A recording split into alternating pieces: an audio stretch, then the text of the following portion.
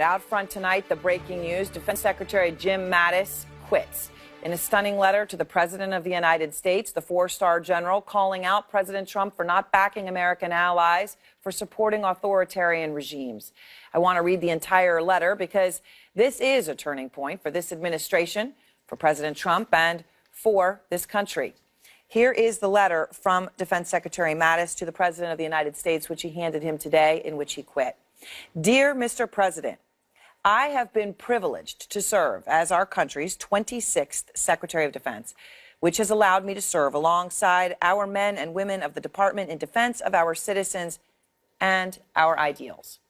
I am proud of the progress that has been made over the past 2 years and some of the key goals articulated in our national defense strategy, putting the department on a more sound budgetary footing, improving readiness and lethality in our forces, and reforming the department's business practices for greater performance.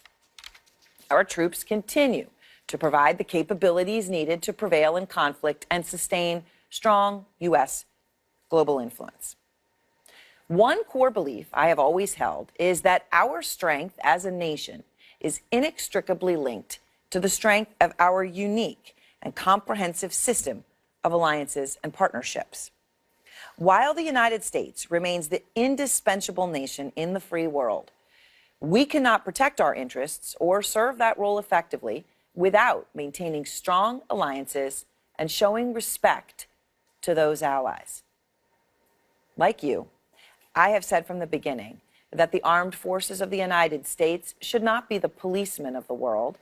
Instead, we must use all tools of American power to provide for the common defense, including providing effective leadership to our alliances. NATO's 29 democracies demonstrated that strength in their commitment to fighting alongside us following the 9/11 attack on America. The Defeat ISIS coalition of the 74 nations is further proof.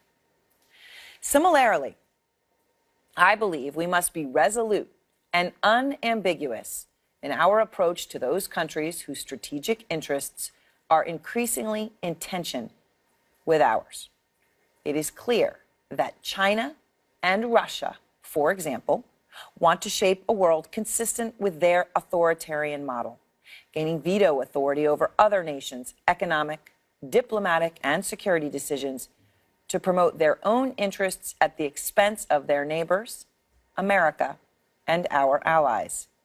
That is why we must use all the tools of American power to provide for the common defense. My views on treating allies with respect and also being clear-eyed about both malign actors and strategic competitors are strongly held and informed by over 4 decades of immersion in these issues. We must do everything possible to advance an international order that is most conducive to our security, prosperity, and values. And we are strengthened in this effort by the solidarity of our alliances. Because you have the right to have a Secretary of Defense whose views are better aligned with yours on these and other subjects, I believe it is right for me to step down from my position.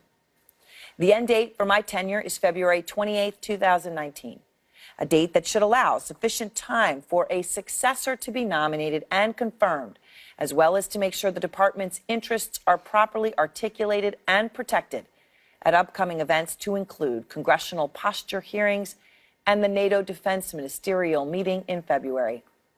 Further, that a full transition to a new Defense Secretary of Defense occurs well in advance of the transition of Chairman of the Joint Chiefs of Staff in September, in order to ensure stability within the department. I pledge my full effort to a smooth transition that ensures the needs and interests of the 2.15 million service members and 732,079 Department of Defense civilians receive undistracted attention of the department at all times, so they can fulfill their critical, round-the-clock mission to protect the American people. I very much appreciate this opportunity to serve the nation and our men and women in uniform. He signs the letter, James N. Mattis. That, of course, is General Jim Mattis, the highest-ranking military officer to ever lead the Defense Department of the United States of America, a 4-star general with 40 years' experience, including in Iraq.